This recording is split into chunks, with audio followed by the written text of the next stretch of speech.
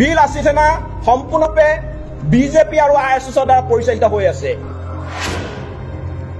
বীৰ লাচিত সেনা অসমৰ কেন্দ্ৰীয় মুখ্য সচিব ৰন্তু পানীফুকন আৰু সাংগঠনিক সচিব শৃংখল চলিহাই নিজৰ নিৰাপত্তাৰ কাৰণে বিজেপি আৰু আৰএছএছৰ লগত সহযোগিতা কৰিছে।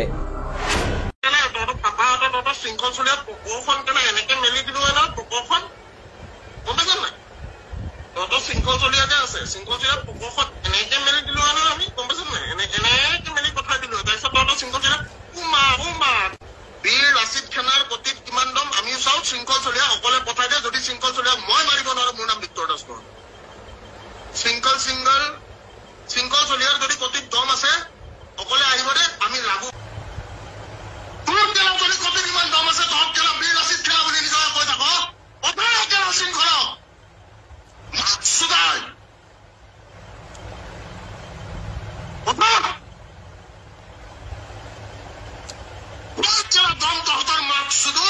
দিনত চান্দা তুলিছে এতিয়া ৰাতিটো শুব লাগিব নহয়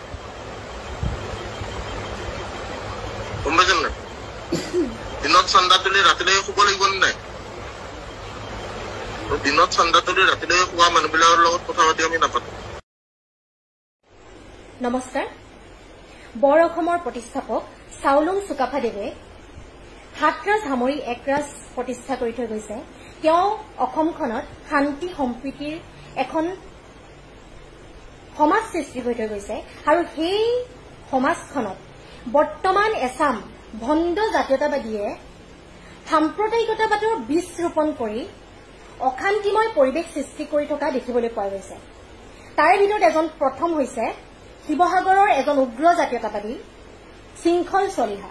তেওঁ অলপ আগতে এটা নিউজ চেনেলত কোৱা দেখিলো যে আমি কি খাৰু পিন্ধি আছো নেকি যে আমি কাৰোবালৈ ভয় কৰিম। মানে তেওঁ কি বুজাব বিচাৰিলে খাৰু পিন্ধে মহিলাসকলক কি তেওঁ দুৰ্বল বুলি সমাজত প্ৰতিষ্ঠা কৰিব বিচাৰিছে নেকি?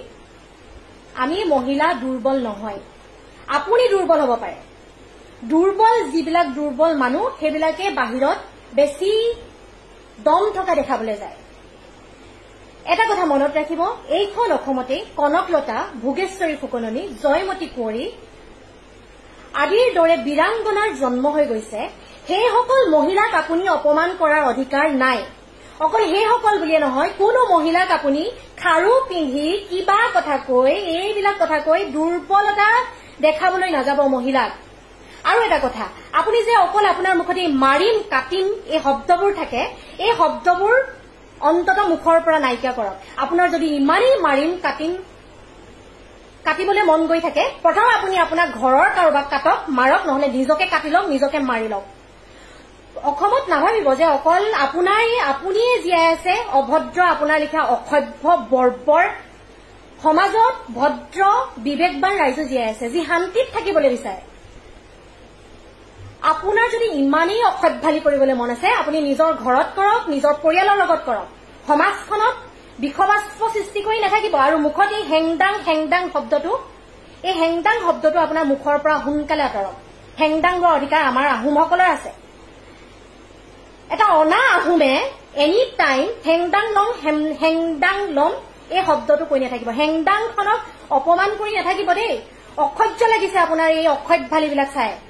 সমাজত ভদ্ৰ মানুহ জীয়াই আছে, সমাজত ভদ্ৰ মানুহে শান্তিত জীয়াই থাকিবলৈ বিচাৰে। আপোনাৰ লিখীয়া এই সমাজত অশান্তি সৃষ্টি কৰি সমাজখনত থাকিব নোৱাৰা পৰিৱেশ সৃষ্টি কৰি নাথাকিব।